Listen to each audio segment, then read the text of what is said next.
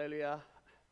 네, 하나님께서 오늘 우리 능력교회에서 드리는 예배를 희망해 주셔서 우리에게 부어주신 하나님의 성령으로 말미암아 우리의 마음 속에 우리 하나님의 크신 사랑이 부어져서 죽음도 생명도 천사도 하늘의 어떤 권세도 끊을 수 없는 우리 하나님의 영원한 사랑을 힘입는 은혜와 축복이 넘치는 복된 예배 시간이 되시기를 주님 이름으로 축원합니다. 우리 옆에 분들과 함께 인사하면서 말씀 시작하겠습니다. 주의 사랑으로 사랑합니다.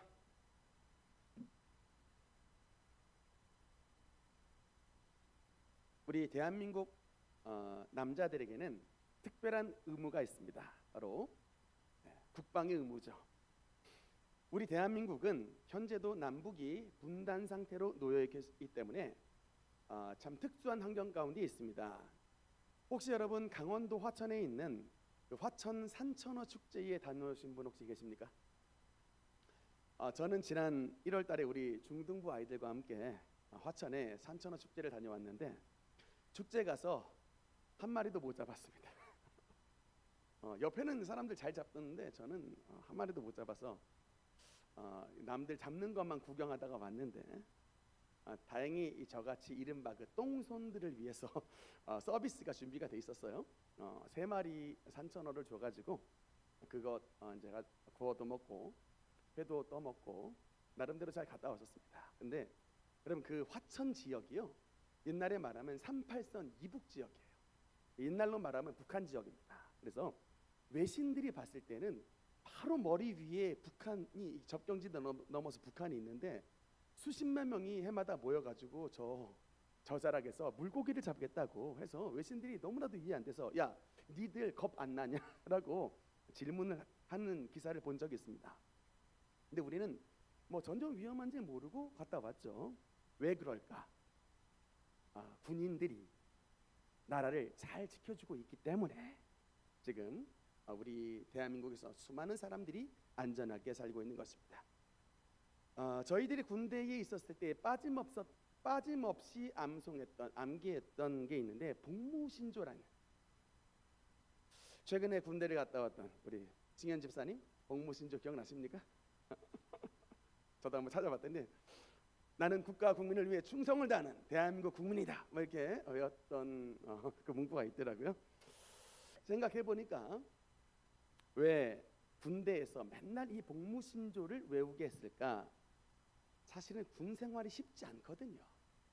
군인이 된다는 것 자체도 쉽지가 않고 또 군인이 돼서 임무를 수행한다는 것도 쉽지 않은데 그런 군인들이 모여가지고 그냥 서로 지내다 보니까 막 고참들한테 갈굼 받아가면서 이렇게 뭐 버티는 것도 쉽지가 않습니다. 그래서 이런 군인들이 있어서 다 참고 견뎌가면서 임무를 수행해주고 있기 때문에 지금 대한민국이 유지가 되고 그 발판 위에 대한민국이 지금 발전하고 있는 것입니다. 여러분 사도신경이 뭐냐라고 물으면 하나님 나라의 군사된 저와 여러분이 주님 앞에 신앙을 다짐하는 하나님 나라의 복무신조인 것입니다.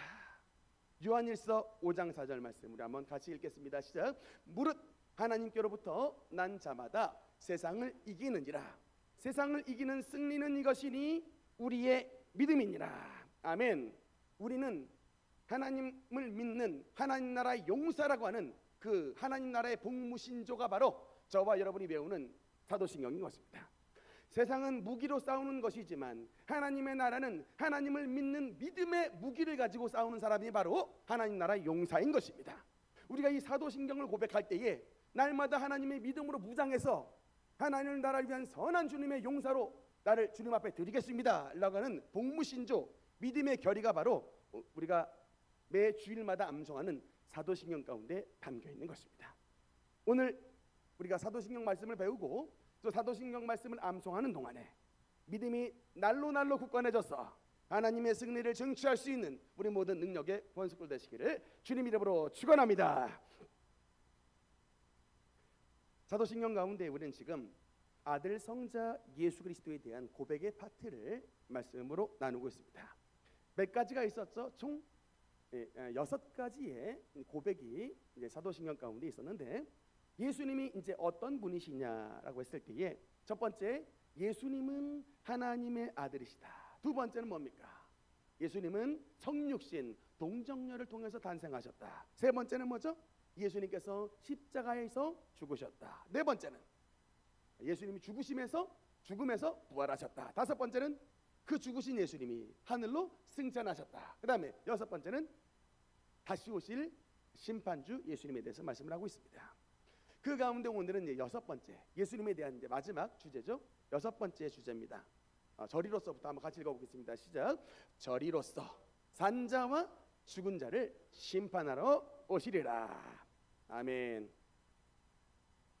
오늘 이제 예수님에 대한 말씀 가운데 여섯 번째 주제, 예수님의 재림에 대한 주제는 굉장히 우리에게 중요한 의미가 있습니다. 물론 다 중요한데 특별히 이 재림에 대한 말씀이 중요한 것은 앞에 있었던 우리 다섯 가지의 말씀은요, 이미 다 이루어진 사건입니다. 성취가 됐어요. 하나님의 아들이 사람의 몸을 입고 오셨고 십자가에 죽고 부활하셨고 그분이 하늘나라에 이렇게 승천하셨다. 이거는 이미 다 이제 성취된 사건입니다. 그런데 아직 딱 한 가지 성취가 되지 않은 한 가지 사건이 있으니 그것이 바로 저리로서 산자와 죽은 자를 심판하러 오시리라. 이 땅에 심판하러 오실 다시 오실 재림주, 이 파트는 아직 이제 이루어지지 않은 이제 예언의 말씀입니다. 그래서 우리가 여러분 예수님을 향해서 참된 믿음을 가진다라고 하는 것은 앞에 있는 이 다섯 가지 성취된 사건, 하나님의 아들 되시며 인간의 몸을 입고 오셨고 십자가에 죽으셨고 부활하셨고 승천하실 이 다섯 가지의 믿음과 아울러 더하여 그 예수님이 장차 이 땅 가운데서 심판하러 세상에 다시 오실 것입니다 라고 하는 예언의 말씀 한 가지, 이 여섯 가지를 온전히 주님을 향해서 믿었을 때에 이것이 바로 예수님을 향한 온전한 믿음이다 라고 주님께서 우리를 평가해 주시는 것입니다. 이것이 바로 예수님을 향한 믿음의 본질입니다. 믿으시면 아멘. 크게 아멘. 우리 예수님의 재림에 대해서 중요한 질문이 있습니다. 그러니까 어떤 분이 저에게 질문을 한다고 생각을 했어요. 목사님, 성경에 보면 예수님께서 그냥 오시는 게 아니라 속히 오시리라 라고 말씀을 했는데 예수님이 승천하신 지 무려 2000년이 지났습니다. 목사님, 이거 예수님이 속히 오신다고 했는데 뭔가 문제가 있는 것 아닙니까? 라고 질문을 할 수가 있어요. 일단 여러분, 예수님께서 속히 오시겠다고 하는 말씀은 요한계시록 22장에 나와 있습니다. 20절 말씀 한번 같이 읽겠습니다. 시작. 이것들을 증언하신 이가 이르시되 주 예수여 오시옵소서. 아멘. 예수님께서 말씀하셨죠. 내가 진실로 속히 오리라 라고 말씀을 하셨습니다. 그래서 일단 여러분, 이 질문, 예수님께서 속히 오신다라고 말씀하신 이 질문은 맞는 질문이에요. 그런데 속히 오신다고 하는 예수님이 왜 2000년이 지난 지금에도 안 오시고 계시냐라고 하는 질문이 있어서 일단은 여러분, 우리가 설명을 할 때에 하나님의 시간의 관념과 우리 인간들이 보는 시간의 관념이 일단 차이가 납니다. 이 부분에 대해서 주님의 수제자였던 베드로가 베드로후서 3장에서 이렇게 말씀을 합니다. 8절 말씀에 보니까 사랑하는 자들아, 주께는 하루가 1000년 같고 1000년이 하루 같다는 이 한 가지를 잊지 말라. 일단 여러분, 우리 80살에서 100년 정도의 시간 안에 갇혀진 우리들이 봤을 때는 이 2000년이라고 하는 시간은 너무나도 아마득한 세월입니다. 그런데 정말 시간과 공간을 초월하신 영원함 속에 계신 우리 하나님께는 1000년이 하루 같고 한 경점과 같다. 하루가 1000년 같은 이 하나님의 우리와 다른 시간의 차원을 말씀을 하고 있습니다. 그래서 이 1000년이라는 시간, 2000년이라고 하는 시간은 우리 하나님께는 아무런 거리낌이 없는 문제가 되지 않는 시간입니다. 그런데 그렇다면 주님께서 이렇게 우리에게 이런 기다림의 시간을 주시는 이유가 뭐냐? 그 뒤에 바로 9절에 이렇게 말씀을 합니다. 이 부분 한번 같이 읽겠습니다. 시작.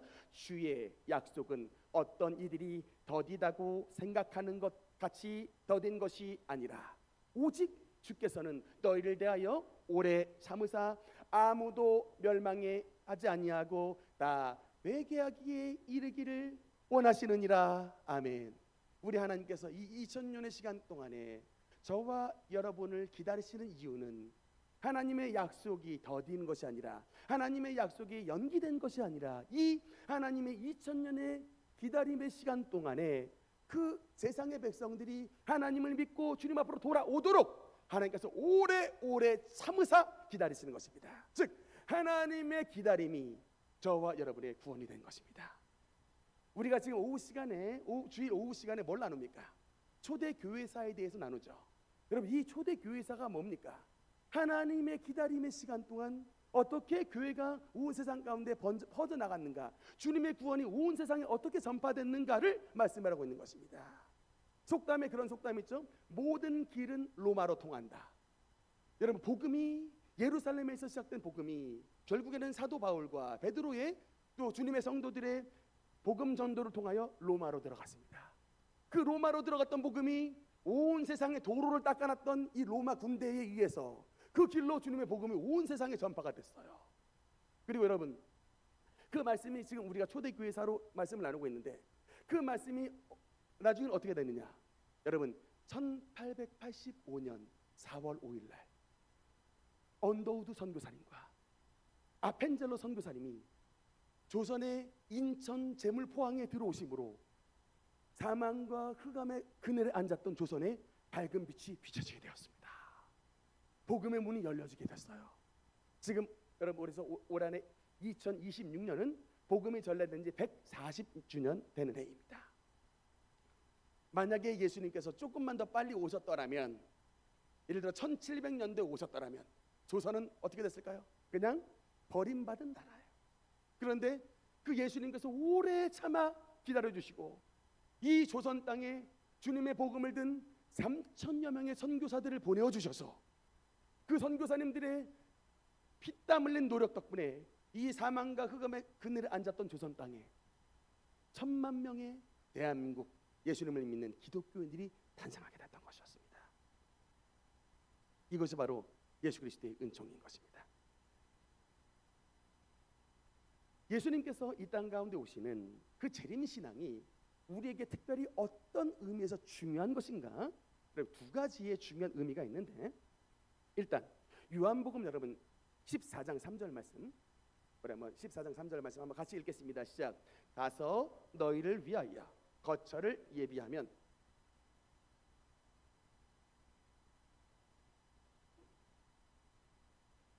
아멘. 여러분, 예수 그리스도의 재림의 이 신앙이 우리에게 너무나도 중요한 것은 뭐냐면, 이 재림의 날을 통해 주 예수 그리스도의 약속이 성취가 된다는 것입니다. 하나님이 주신 약속이 성취되는 날, 그 약속이 성취되는 날이 바로 예수님의 재림의 날입니다. 특히 여러분, 이 요한복음 14장 3절 말씀은 내가 너희를 위하여 거처를 예비하러 가노니라는 말씀은 유대의 문화를 배경으로 한 말씀입니다. 유대인들은요, 결혼식이 두 번 이루어집니다. 한 번은 약혼식으로 생각되는 정혼식이 있고, 두 번째는 이제 합방이 이루어지는 결혼식이 있는데, 이 두 번의 식이 있어요. 이제 신랑 되는 사람이 신부가 이제 마음에 들면 그 신부의 집에 찾아갑니다. 그리고 그 신부의 앞에 된 잔에 뭘 따라주냐면 포도주를 따라줘요. 그러면 포도주를 따라준 그 남자의 잔을 여인이, 이 남자가 만약에 마음에 들면요, 그 잔을 마십니다. 받아 마시는 거예요. 여러분, 이게 바로 성찬식의 의미예요. 성찬식에서 우리가 포도주를 마신다라고 하는 것은 다시 오실 예수님을 신랑으로 기다리는 순결한 신부로 살겠습니다예요. 그래서 이 약혼식, 정혼식이 이루어지면 신랑이 당장 뭘 하냐? 이 신부랑 결혼을 했을 때 살 집을 마련하라고 합니다. 집을 준비하러 가요. 그래서 여러분, 요한복음 14장 3절에 내가 너희를 위하여 거처를 예비하면 처소를 예비하러 가노니 라고 하는 말씀은 신랑 되신 예수님이 장차 주님과 함께 살 신부된 저와 여러분을 위해서 지금 천국으로 가서 집을 준비하고 있는 거예요. 그러다가 여러분, 신랑이 결혼하는 날이 될 때 그 날짜를 누가 준비하냐? 신랑의 아버지가 준비하는 거예요. 그 날짜. 그래서 여러분, 그날은 아들도 모르고 천사도 모르고 아버지만이 아시느니라 라고 하는 말씀이 단연 바로 그 말씀입니다. 성부께서 그 날짜를 정하시는 거예요. 그래서 아들의 결혼식 날을 정하면 그 정한 날에 신랑이 준비를 하고 있는 신부를 데리고 그의 처소로 데리고 오는 날입니다. 그게 바로 여러분 예수 그리스도의 재림의 날 혼인 잔치인 것입니다. 지금 여러분 우리는 어떤 관계냐? 주님 다시 오실 주님을 기다리는 여러분 이 약혼 신부 된 그 상태입니다. 그래서 여러분 요한계시록 19장 말씀해 보니까 9절 말씀 한번 읽겠습니다. 시작. 전사가 내게 말하기를 기록하라. 어린 양의 혼인잔치에 청함을 받은 자들은 복이 있도다 하고 또 내게 말하되 이것은 하나님의 참되신 말씀이라 하기로. 주님의 혼인잔치, 즉 주님의 재림하심으로 말미암아 신랑 되신 예수님이 신부인 저와 여러분을 데리러 가는 날, 그날이 바로 재림의 날인 것입니다. 그래서 하나님의 약속이 성취가 되는 것입니다. 순결한 주님의 신부는 천국으로 들림받는 것입니다. 그것이 바로 어린 양의 혼인잔치에 참여하는 것입니다. 그러나 준비되지 못한 자들은 버림을 받게 돼. 들림받지 못하는. 그래서 주님께서 깨어있으라 말씀하시는 것입니다. 근데 여러분 그 주님의 천국의 집이요, 하늘날 예비하신 집이 물론 천국에도 있는데 여러분 성경을 조금 자세히 읽어보면 주님께서 예비하신 집이 천국에만 있는 것이 아니고 지상에도 있어요. 다시 한번, 하나님께서 예비하신 집이 천국에만 있는 게 아니라 지상에도 있다라고 여러분 말씀을 합니다. 자, 요한계시록 20장 말씀해 보니까 4절 우리 한번 천천히 읽어보도록 하겠습니다. 시작. 또 내가 보니 예수를 증언함과 하나님의 말씀 때문에 목배임을 당한 자들의 영혼들과 또 짐승과 그의 우상에게 경배하지 아니하고 그들의 이마와 손에 그의 표를 받지 아니한 자들이 살아서 그리스도와 더불어 천년 동안 왕 노릇하니. 따라합시다. 그리스도와 더불어 천년 동안 왕 노릇하니. 아멘입니까? 여러분 천국은 우리가 천국으로 가기 전에 주님께서 이 땅에 지상의 낙원을 만드십니다. 그때가 어느 때냐? 천년왕국 때예요. 혹시 여러분 성경을 일독하시다가 에스겔서를 읽어보신 분 있으실 거예요. 에스겔서 40장서부터 에스겔서 48장까지는 바로 이 그림에 대한 말씀입니다. 한번 보여주세요. 에스겔서 바로 이즈키엘스 템플에 대한 말씀입니다. 저는 저 에스겔서 40장부터 48장의 말씀을 읽으면서 저 성전이 도대체 뭔가, 저 성전이 도대체 무엇에 대한 말씀인가를 옛날에 몰랐는데, 왜 도대체 저렇게 길게 써놨는가를 몰랐는데, 여러분 알고 보니까 에스겔서 40장서부터 48장까지의 말씀은 다시 오실 재림의 예수님이 이 땅 가운데 천년왕국 동안에 천년 동안 통치하실 하나님의 나라를 환상 가운데 에스겔이 보고 그러는 것입니다. 하나님의 예수님의 재림의 장소는 이스라엘 예루살렘 감람산이에요. 그래서 주님의 성전이 있는 예루살렘에 바로 예수님께서 저 센터에서 통치하십니다. 저곳에서 통치하시고, 그 다음에 그러면 이 부분에 대해서 조금 더 우리의 힌트를 주는 말씀이 있어요. 누가복음 19장 16절 말씀을 보니까 여러분 문화 비유 읽어보셨죠? 이게 여러분 천년왕국 때의 말씀이에요. 누가복음 19장 16절 17절 또박또박 읽겠습니다. 시작. 그 첫째가 나와 이르되 주인이여 당신의 한 문화로 10문화를 남겼나이다. 주인이 이르되 잘하였도다. 착한 종이여 내가 지극히 작은 것에 충성하였으니 10고을 권세를 차지하라 하고. 아멘. 여러분 주님 앞에 10문화를 남긴 자에게 주님께서 10고을을 다스리는 권세를 주셨답니다. 이게 무슨 말씀이에요? 고을을 다스리는 권세. 우리로 말하자면 여러분 그 나라 안에도요 대통령이 있고 그 지역에 시장과 도지사가 있고 군수가 있고 그 밑에 시의원이 있고, 여러분 이게 나름대로 다스리는 통치 영역들이 있습니다. 하나님 앞에 많이 남기면 많이 남길수록 그 자에게는 10고을을 다스리는, 10문화 남긴 자에게는 10고을을 다스리는 권세, 5문화 남긴 자에게는 5고을을 다스리는 권세를 하나님이 주신다는 거예요. 그거는 천국에서의 얘기가 아니라 예수님께서 이 땅 가운데 다시 오실 재림의 예수님이 천년왕국 동안 온 세상을 통치하실 때에 하나님의 통치를 저와 여러분 통해서 허락하시는 거예요. 우리가 주님의 통치자로 서게 되는 것입니다. 그걸 바로 왕노릇이라고 하는 거예요. 왕노릇. 근데 여러분, 그러면 누가 열 고울을 다스리는 권세를 받게 되느냐?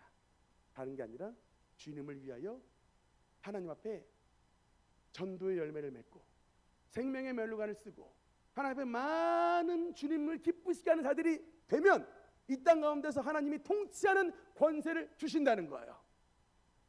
저는 가끔 생각을 합니다. 분명히 사도 바울 같은 경우는 여러분 하나님 앞에 정말 가장 넓은 땅을 받을 거예요. 왜? 그가 가장 넓은 땅을 전도했잖아요.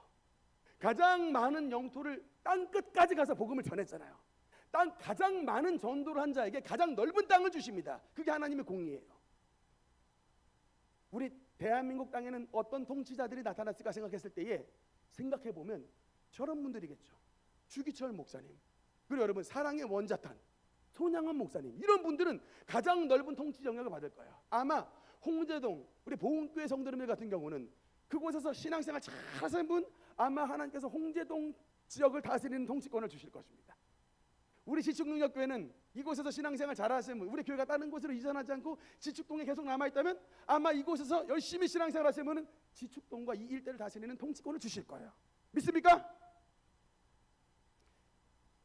여러분, 그래서 제가 말씀드리지만 뭐 국회의원 되겠다고 막 사람들 난리치는데, 뭐 대통령 되겠다고 난리치는데, 그들의 통치권은요 길어봐야 대통령 5년이고 국회의원 4년입니다. 뭐 3선 해봐야 12년이고 5선 해봐야 20년이요. 우리가 하나님 나라의 천년왕국에 들어갔을 때에 우리의 통치 기간은 몇 년이에요? 1000년입니다. 잘리질 않아요. 이런 기가 막힌 은혜를 주님께서 주신다고. 그러니까 말씀을 읽으면요, 그래서 이제 어떻게 됐냐면 말씀에 깊이 신앙생활에 깊이 들어가면 뭐냐, 이제 세상과 나는 간고도 없고 구속한 주만 보이는 이런 신앙생활로 나가게 됩니다. 저는 우리 능력교회 모든 성도님들이 정말 주님께서 다시 오실 그 재림의 날에 들림받아서 열 고울의 축복을 받는 하나님의 사람 되시기를 주님 이름으로 축원합니다. 두 번째, 재림의 신앙에 있어서 중요한 원리가 뭐냐면, 재림의 신앙의 믿음이 중요한 것은 뭐냐면, 이 재림의 신앙을 통하여서 하나님을 향한 진실한 믿음이 여부가 판단되는 것입니다. 신앙생활은 잠깐 잘할 수 있어요. 군대에 있는 동안 2년간 신앙생활 잘할 수 있습니다. 시집 가기 전 신앙생활 잘할 수 있습니다. 일시적으로는 잘할 수 있는데 여러분, 그러나 이 재림의 신앙이 핵심인 것은 뭐냐면요, 이 재림의 신앙의 포인트가 뭔지 아십니까? 따라합시다. 끝까지. 이 재림의 신앙의 핵심 포인트가 뭐냐? 바로 끝까지이기 때문에 예수님 오시는 그날까지, 내가 주님 앞에 부름받는 그날까지, 끝까지의 신앙이기 때문에 이 끝까지의 신앙을 가진 자가 주님 앞에서 진실한 신앙이기 때문에 주님께서 말씀하시는 것입니다. 저는 우리 모든 성도 여러분이 다 천국 가기를 원합니다. 아멘입니까? 저는 우리 모든 성도님들이 모두 다 남김없이 들림받기를 원합니다. 아멘입니까? 그러나 여러분, 성경은 뭐라고 말씀하느냐? 하나님을 믿는 성도분들 가운데 들림받지 못하는 자가 나올 것이라고 말씀합니다. 누가복음 21장 34절 말씀, 굉장히 중요한 말씀입니다. 들림받지 못하는 자들의 유형에 대해서 누가복음 21장 34절에 말씀합니다. 또박또박 읽겠습니다. 시작. 너희는 스스로 조심하라. 그렇지 않으면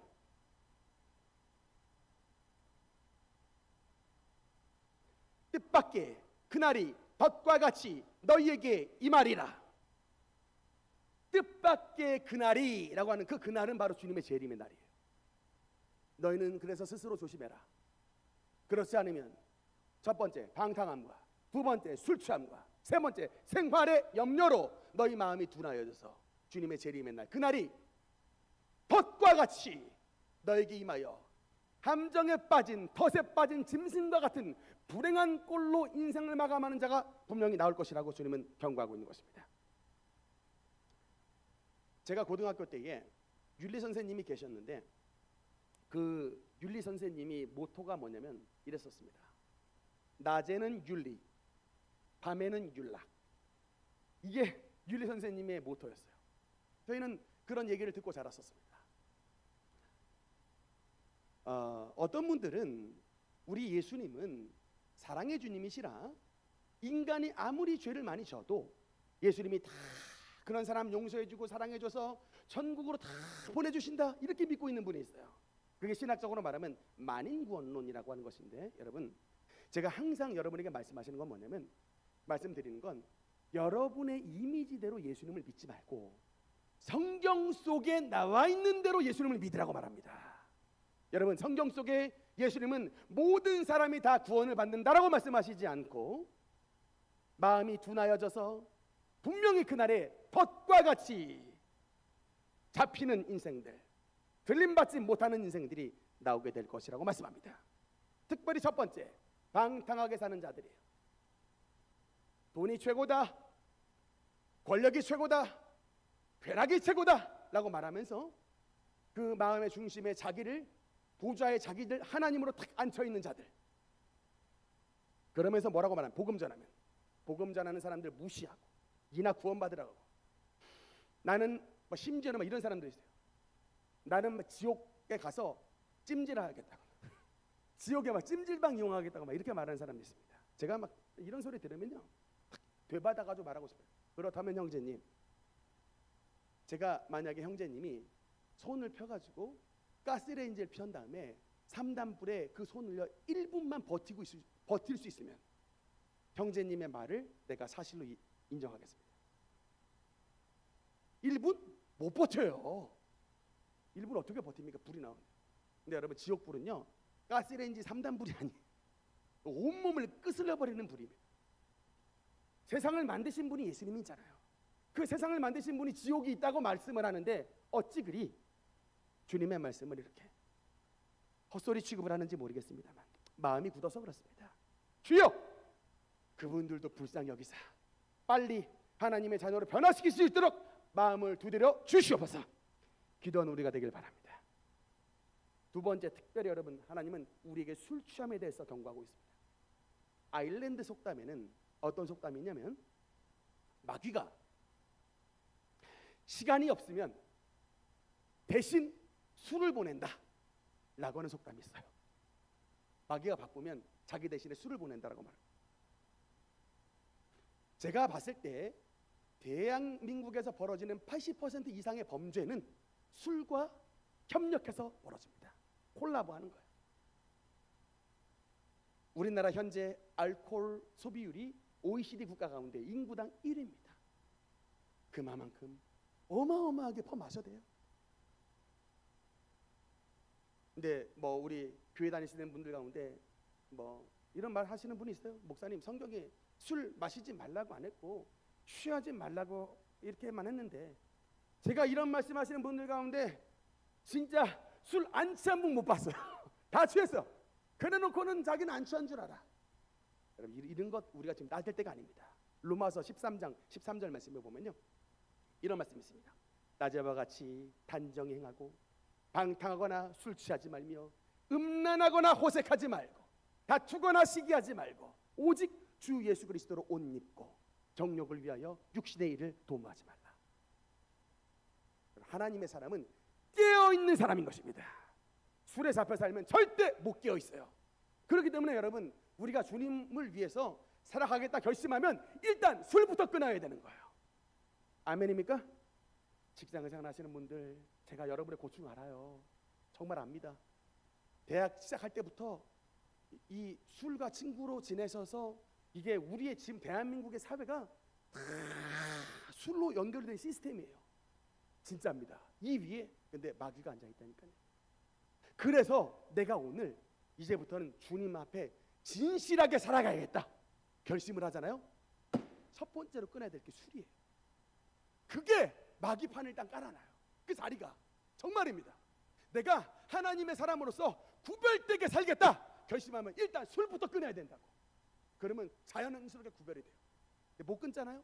그러면 나도 모르게 그 사람들하고 살면서 그 나쁜 말들, 그 죄된 말들, 그 탐욕스러운 말들, 그 음란한 말들 계속 듣게 돼 있습니다. 그러면 무뎌지는 거예요. 그러면 주님 오실 날을 준비 못하게 된다.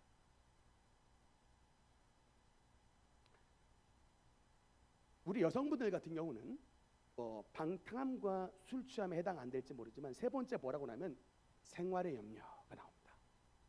방탕함과 술 취함이 여러분에게 해당 안 될지라도 우리 여성분들은 세 번째 항목 생활의 염려의 항목에 해당되시는 분이 많아요. 뭘 그렇게 고민하십니까? 맨날 앉아가지고 자식 걱정하죠. 맨날 앉아가지고 돈 걱정합니다. 그런데 여러분 그 걱정한다고 그 기가 한 자나 더해집니까? 그리고 그 걱정과 고민이 우리 좀 주님을 향해서 하는 걱정이었으면 좋겠어요. 아이고 우리 교회 부흥했으면 좋겠다. 아이고 우리 교회 조금 전도 좀 잘했으면 좋겠는데 이런 염려를 한다면 제가 그 염려 좀 많이 하라고 권해드리고 싶어요. 그런데 생활의 염려라고 하잖아요. 이렇게 맨날 그냥 돈 걱정, 자식 걱정 막 이런 것만 하다 보니까 마음이 둔해진다는 겁니다.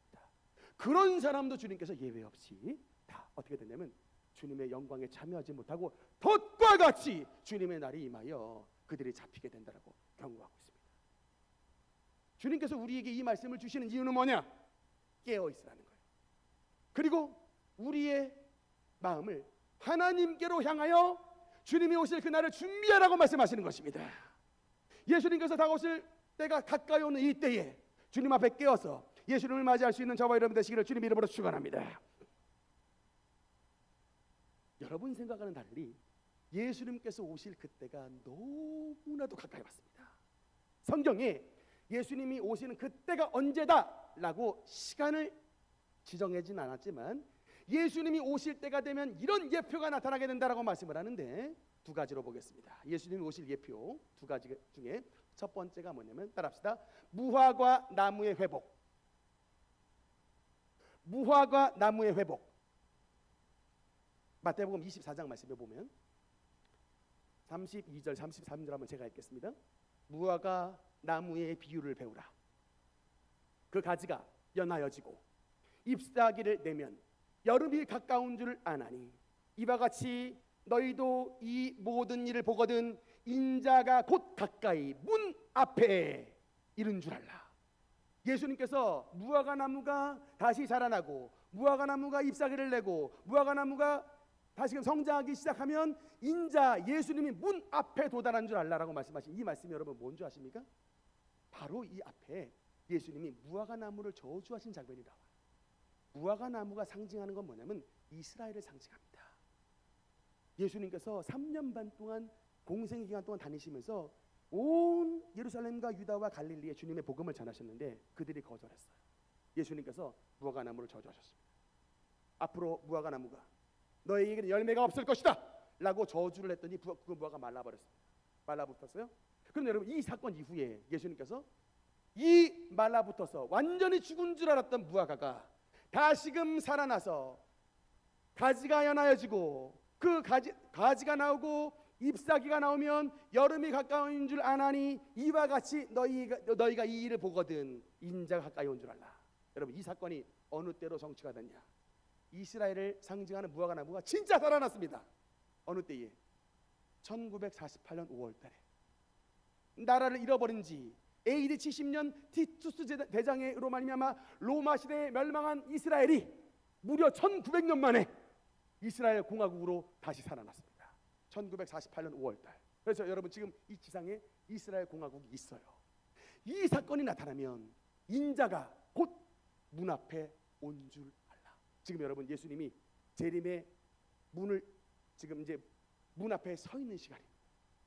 예수님이 지금 이 땅에 오시기 위해 문 앞에 서 있는 시간. 믿으시면 아멘.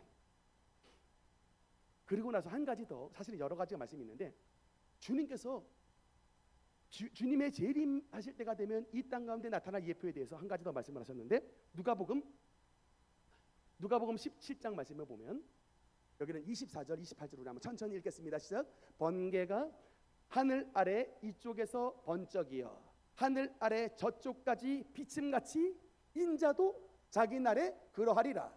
또 롯의 때와 같으리니 사람들이 먹고 마시고 사고 팔고 심고 집을 짓더니. 여러분 우리가 28절 롯의 때와 같으리니라고 하는 말씀에 바로 앞에 24절의 말씀을 보니까 예수님이 오신 모습을 여러분 오해하시면 안 돼요. 예수님은 여러분 은밀하게 재림을 하시는 게 아닙니다. 24절 말씀에 별표 치셔야 돼요. 예수님의 말씀 뭐냐? 번개가 하늘 아래 이쪽에서 번쩍여 하늘 저쪽까지 꽉꽉강 하고 치듯이 모든 사람이 번개를 보듯이 인자가 재림의 날 자기의 날에는 이렇게 오신다는 거예요. 은밀하게 오시지 않습니다. 모든 사람이 보시는 대로 볼 수 있도록 오시는 거예요. 그런데 그때가 될 때에, 예수님께서 오시는 그때가 될 때에, 번개같이 오시는 그때가 될 때에 이 세상은 롯의 때가 된다는 얘기예요. 뭐냐? 이 땅은 소돔성과 같이 문란한 동성애가 횡행하는 그런 세상으로 바뀌게 된다는 것입니다. 놀랍게도 여러분, 오바마 대통령 때 그 신앙 좋은 나라 미국도 동성애를 통과시켰다. 동성애법을 통과시키는 나라가 됐습니다. 그래서 지금 미국 가운데 어떤 일이 벌어지냐면, 사진 한번 볼까요? 최근에 레인보우 리턴즈라고 하는 우리 기독교계의 염한섭 원장님, 반동성애 운동의 최고 선두에 있었던 분의 영상을 자료로 참고를 했는데, 최근에 올라온 기사입니다. 한번 들어보세요. 미국의 레이크우드에서 여성 전용 사우나를 운영하고 있는 한인이 계셨는데, 그 한인분이 사우나 이름이 뭐냐면 올림푸스 스파라는 곳이 여성 전용 사우나였습니다. 근데 이 여성 전용 사우나, 한인 운영하시는 여성 전용 사우나에 저렇게 생긴 양반이 들어왔어요. 남자같이 생겼어요, 여자같이 생겼어요? 완전 남자같이 생겼죠. 근데 이른바 말하면 트랜스젠더인데, 저 트랜스젠더가 아직은 성전환 수술을 받기 전, 즉 성기를 지금 자르기 전에 말하자면 완전히 남자인 상태의 트랜스젠더인데, 여러분 미국 사회는 지금 엄청난 심각한 문제가 뭐냐면, 통상의 트랜스젠더는 성기를 바꿔야 트랜스젠더인데 성기를 안 바꿔도요, 몸은 남자인데도 나는 여자입니다 라고 말하면 정신과 의사가 그걸 패스해주면 미국은 그걸 트랜스젠더로 인정해줘요. 저 인간이 한인이 운영하는 올림퍼스 스파에 들어와서 나는 여자니까 들어가겠다고 한 거예요. 나는 여자니까 지금 들어가겠다고 했는데, 당연히 한인은 여자 주인이 우리는 여성 전용 사우나기 때문에 못 들어옵니다 라고 막았는데 소송을 걸었어요. 1심 승소했을까 패소했을까요? 제가 이겼어요. 제가 이겼다니까요. 그래 지금 근데 다행히 2심에 지금 우리 한국에 또 아주 공부를 잘하신 우리 그 한인들 가운데 공부 잘하신 분이 2심에 지금 가셔가지고 아주 지금 이 소송을 지금 이제 뒤집어 엎을 수 있는 지금 이제 은혜가 지금 임하고 있다라고 지금 염한섭 원장님 지금 말씀을 하셨는데, 제가 말씀드리잖아요. 지금 우리나라 작년에 10월 27일 우리가 광화문에 나갔던 이유가 뭡니까? 차별금지법. 그거 통과되지 못하게 나갔잖아요. 미국이 지금 저런 일이 왜 벌어지는지 아십니까? 차별금지법이 통과돼서도 저런 일이 벌어지는 거예요, 여러분. 뭣도 모르고 차별금지법 이거 통과하는데 막 그냥 정당에 따라서 막 그냥 거수기 드시는 분들이 있는데, 세상에 여러분 우리나라에 물려줄 게 없어가지고 저런 나라를 물려줍니까? 우리의 후손들에게 물려줄 게 없어서 세상에 우리나라의 소돔 땅으로 여러분 물려줍니까? 그런 일이 지금 대한민국에도 지금 입법이 지금 발의가 되고 있는 거예요. 계속 여러분 이게 발의가 됩니다. 지금 저런 애들이 여러분 지금 뭐라고 주장하는지 압니까? 여러분 이게 차별금지법이 사실은 정상인 차별법이에요. 쟤네들가 항상 주장하는 건 뭐냐면, 싫으면 니들이 비켜요. 싫으면 니들이 나가, 이겁니다. 정상인 차별금지법이란 말도 못해요. 그럼 우리 보러 비정상인이라고? 너 차별했어? 강대상 이런 거 말하면 여러분 진짜 영국은요 지금 잡혀가요. 벌금 묻니다. 내가 목사라도요 경찰 조서 쓰면서까지 이런 설교 못해요. 그리고 공적 영역에서 선생님들 절대 말 못해요. 공적 영역에서 바로 소송 들어가는 거예요, 선생님들. 그러니 지금 대한민국의 앞날이 여러분 도대체 차별금지법이 뭔지를 알고서 좀 얘기를 찬동을 하셔야지. 기어이 나라가 소돔이 되고서야, 나라를 뺏기고 나서야 정신을 차리겠는가? 그때는 늦다라는 거예요. 그때는 늦다. 이 때가 되면은 예수님께서 오실 때가 된다라고 말씀을 했는데, 여러분 대만도 지금 통과가 됐어요. 바로 옆 나라 대만도, 그 자유주의 나라도 지금 통과가 됐어요. 우리나라 제가 봤을 때 정신 못 차리면 정말 조만간 통과되기 쉬워요. 저와 여러분이 누구냐? 나라를 지키는 최후의 보루고 망대입니다. 우리가 숨쉬고 살아있는 한 절대 이 땅을 소돔으로 만드는 이런 악법은 통과되지 말아야 되는 것입니까? 믿으시면 아멘. 정말 지금 세상은 이토록 문란과 죄악으로 번져가고 있기 때문에 정말 예수님이 오실 그때가 지금 가까이 왔다. 예수님은 벌써 2000년 전에 말씀하시잖아요. 인자가 올 때가 되면 세상은 롯의 때와 같다.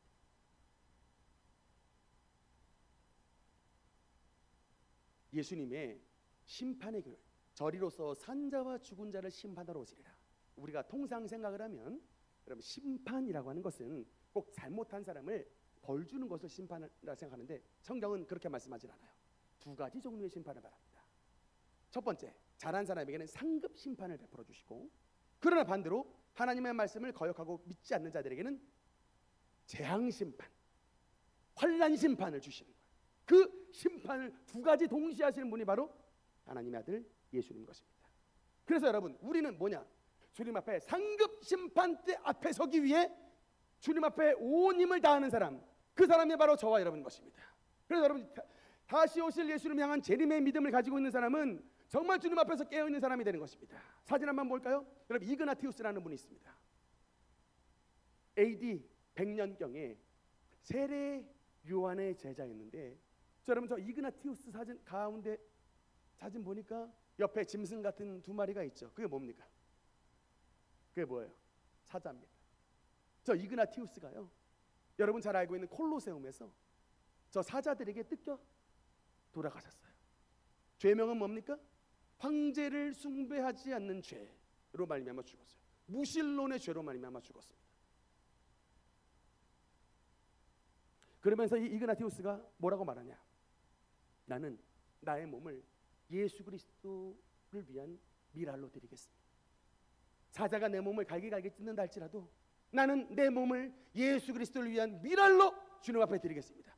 그 모습을 봤던, 당시 초대교회 감독이었는데 그 모습을 봤던 수많은 성도들이 바로 저 이그나티우스의 뒤를 따라 순교의 길을 걸어갔고, 그 분들이 무려 300년 동안 로마의 어마어마한 압제와 어마어마한 핍박을 견뎌내고 교회와 복음을 지켜냈던 것입니다.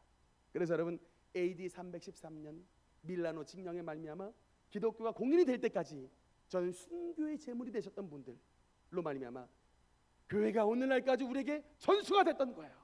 저분들이 믿음을 가질 수 있었던 하나의 중요한 원리가 뭐냐? 예수님이 다시 오신다는 거예요. 그리고 그분이 나를 다시 오셔서 주님처럼 부활시키고 영광의 주와 함께 왕노릇하는 그 믿음을 가졌기 때문에 사자가 자기 몸을 뜯어내는 이런 고난과 환난을 이겨냈던 것입니다. 우리에게 참 믿음이 있으면 환난에 넘어지지 않습니다. 참 신앙이 살아있으면 고통 가운데 자빠지지 않습니다. 기어이 일어나는 거예요. 최근에 제가 다시 한번 그분의 아들을 통해서 간증을 본 적이 있는데, 최춘선 목사님에 대한, 사실은 이 목사님 예전에 제가 20년 전에 유튜브가 아마 처음 나왔을 때인가 그 맨발의 천사로 굉장히 이제 유명한 그분이어서 제가 전에 한번 잠깐 말씀을 드렸던 적이 있는데, 저분을 좀 자세히 보니까 굉장히 대단하신 분이었다.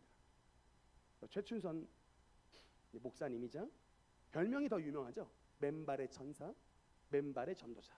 저렇게 그냥 맨발로 30년 동안 사시다 가셨어요. 복음 전하면서 맨발의 천사인데, 저분이 이제 이북 출신이셨더라고요. 평안북도 용천에 태어나신 분인데 아버지가 중국의 북경에서 상인이셔가지고 어마어마한 거부셨답니다.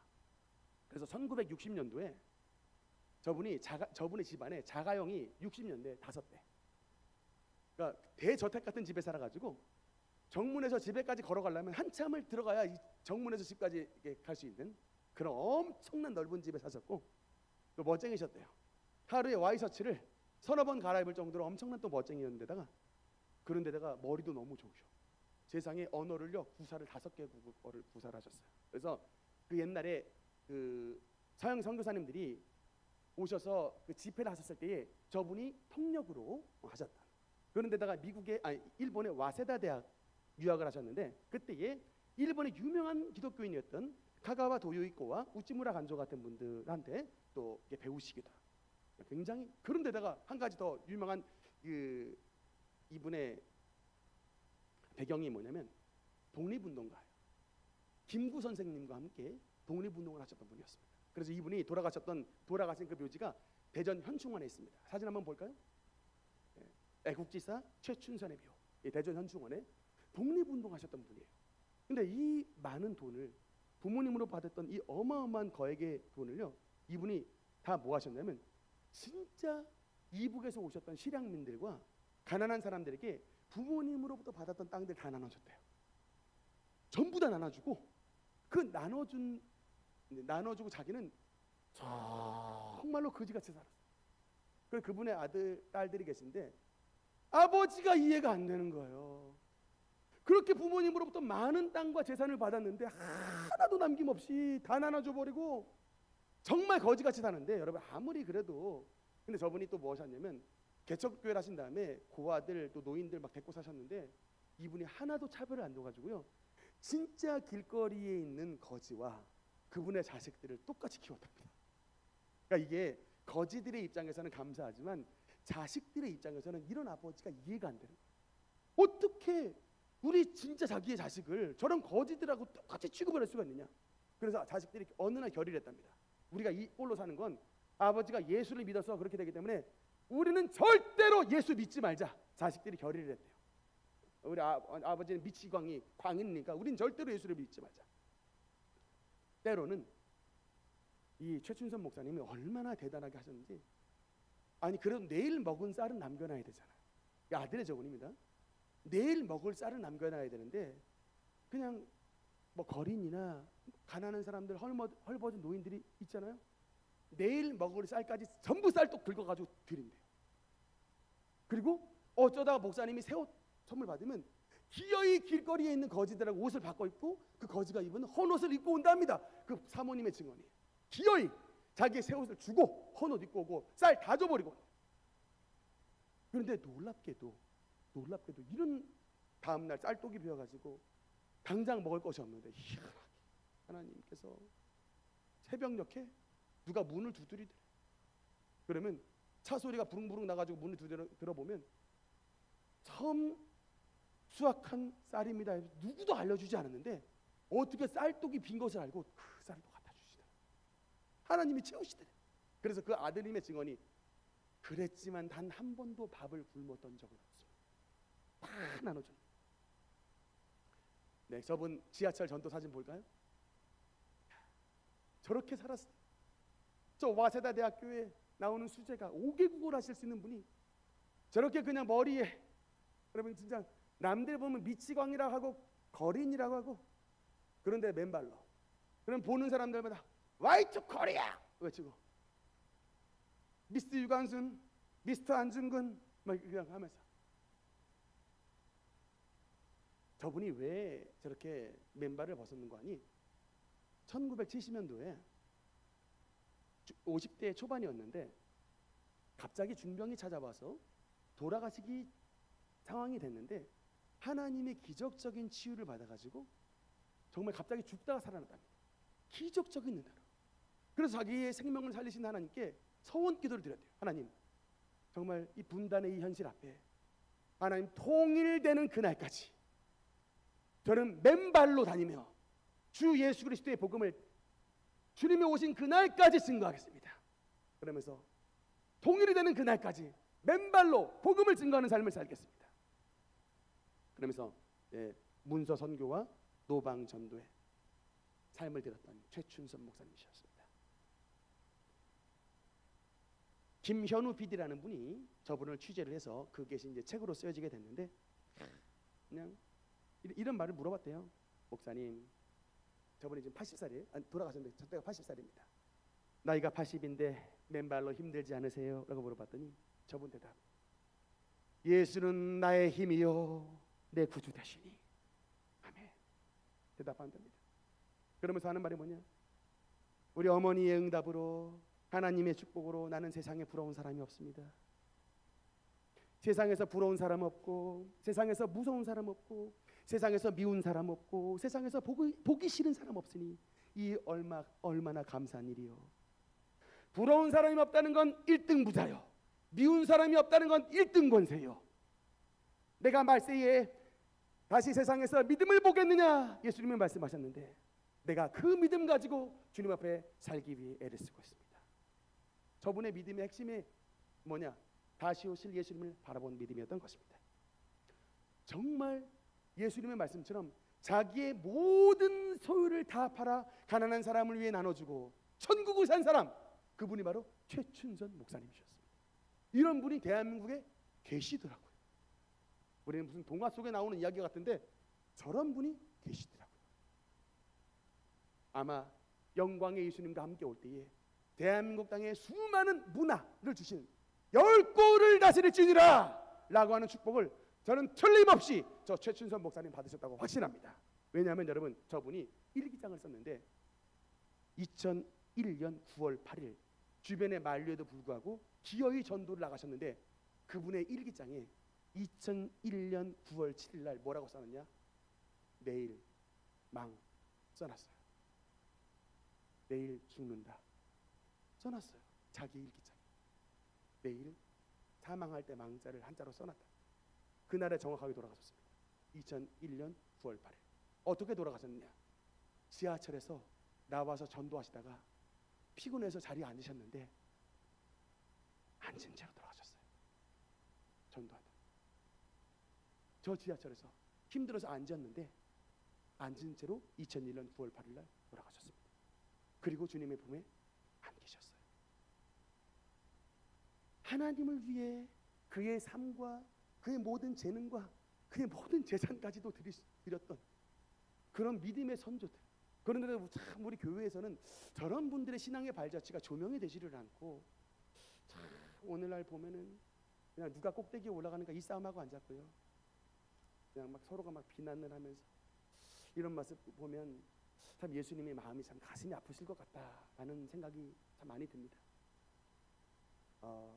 우리 교회가 되찾아야 되는 정신은 다른 것이 아니라 바로 작은 예수와 같은 삶을 살아가셨던 이런 이그나티우스, 이런 최춘선 목사님 같은 이런 분의 길을 걸어가는 것, 그것이야말로 여러분 이 시대에 다시 오실 예수님을 진짜 준비하는 살아있는 진행신앙인 것입니다. 오늘 말씀을 통해서 하나님께서 저와 여러분의 마음을 만져주시고 우리의 잠자는 영혼이 깨어서 일어나 다시 오실 예수 그리스도를 맞이할 수 있는 진실한 깨어있는 성도가 되어서 우리 주님 앞에 섰을 때에 영광의 멸류관을 받았으며 주님의 천년왕국에 모두 다 참여할 수 있는 혼인잔치에 참여하는 모든 주님의 신부들로 들림받게 되시기를 주님 이름으로 축원합니다. 기도하시겠습니다.